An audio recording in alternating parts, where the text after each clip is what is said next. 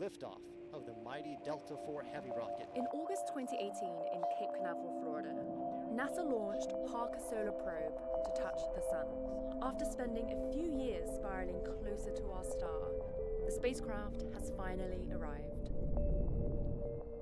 It's amazing.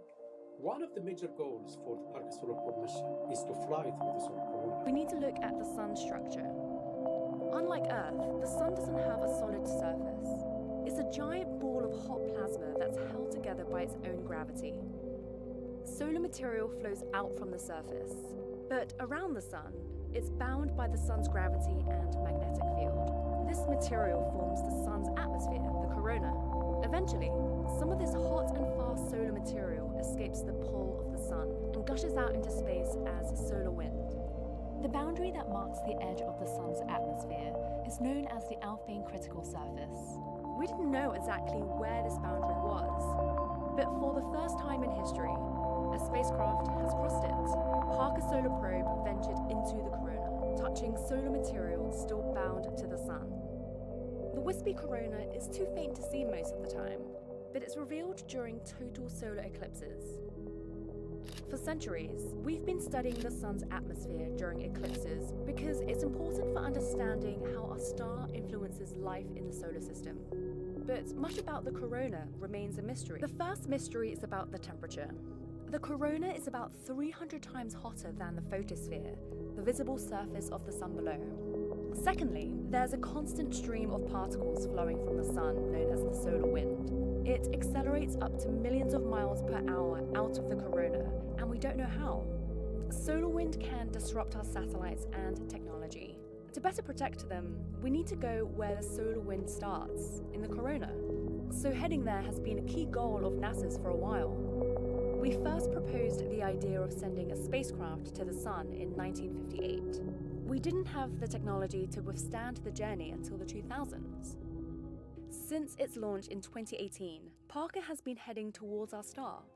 Then, in April 2021, during Parker's 8th orbit around the sun, the spacecraft was around 20 solar radii, or 8 million miles from the sun's surface, when it crossed into the corona.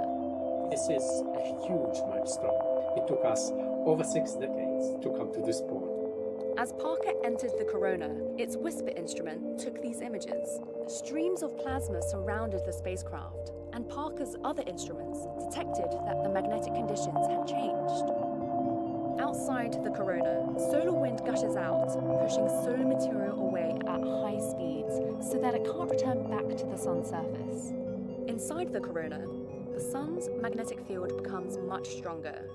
Solar material is slower and tethered to the sun. Instead of a smooth divide, Parker found that the boundary between these two sides is wrinkly. These bumpy ridges are created from huge flows of plasma traveling out of the corona. Scientists are not sure why this happens, but as Parker gets closer, we're finding more clues.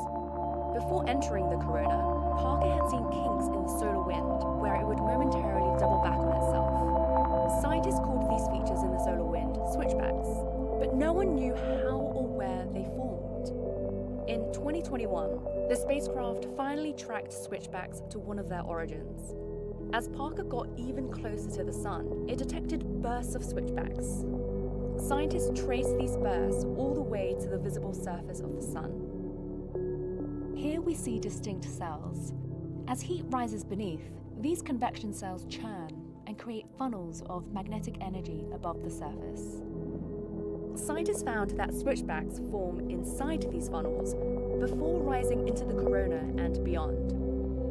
This is only one piece of the switchbacks puzzle though. Exactly how they form is still unknown. Over the next few years, Parker will keep looking for clues as it explores our sun, the only star we can study up close. The sun is also the only star known to support life, so understanding it is critical as we search for life beyond our solar system.